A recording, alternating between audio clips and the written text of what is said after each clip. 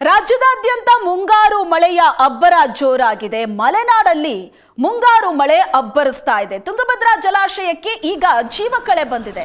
ಜಲಾಶಯದಲ್ಲಿ 12 ಟಿಎಂಸಿ ನೀರು ಸಂಗ್ರಹ ಆಗಿದೆ. ದಿನಕ್ಕೆ 20,000 ಕ್ಯೂಸೆಕ್ ನೀರು ಒಳಹರಿವಿದೆ.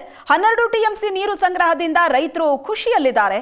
4 ಜಿಲ್ಲೆಯ ಜೀವನಾಡಿ ಈ ತುಂಗಭದ್ರಾ. ದಿನಕ್ಕೆ 20,000 ಕ್ಯೂಸೆಕ್ ನೀರಿನ ಒಳಹರಿವಿದೆ. 12 ಟಿಎಂಸಿ ನೀರು ಸಂಗ್ರಹ ಆಗಿದೆ ಈಗ.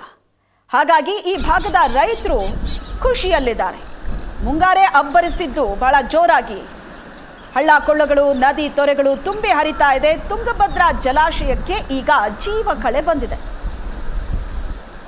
ಇನ್ನು ಕೊಡಗಿನಲ್ಲಿ ಮುಂಗಾರು ಮಳೆ ಅಬ್ಬರಿಸ್ತಾ ಇದೆ. ಹಾರಂಗಿ ಡ್ಯಾಂಗೆ ನೀರು ಹರಿದು ಬಂದಿದೆ. 4 ದಿನದಲ್ಲಿ 4 ಅಡಿ ನೀರು ಏರಿಕೆ ಆಗಿದೆ. ವಾರದಲ್ಲೇ 1 ಟಿಎಂಸಿ ನೀರು ಸಂಗ್ರಹ ಆಗಿದೆ. ಮುಕ್ಕೋಡ್ಲು, ಹಮ್ಮಿಯಾಲಾದಲ್ಲಿ ಭಾರೀ ಮಳೆ ಸುರಿದಿದೆ. ಹಾರಂಗಿ ಡ್ಯಾಂಗೆ ನೀರು ಬಂದಿದ್ದಕ್ಕೆ ರೈತರು ಫುಲ್ ಖುಷಿಯಾಗಿದ್ದಾರೆ. ತುಂಗಭದ್ರಾ ಜಲಾಶಯ ಮತ್ತು ಹಾರಂಗಿ ಡ್ಯಾಂನ ದೃಶ್ಯ ನೀವು ನೋಡ್ತಾ ಇದ್ದೀರಿ.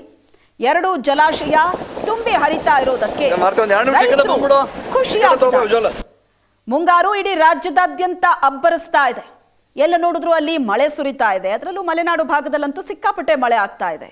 ತುಂಗಭದ್ರಾ ಜಲಾಶಯ 12 ಟಿಎಂಸಿ ನೀರಿನಿಂದ ಈಗ ಜೀವಕಳೆ ಪಡ್ಕೊಂಡಿದೆ.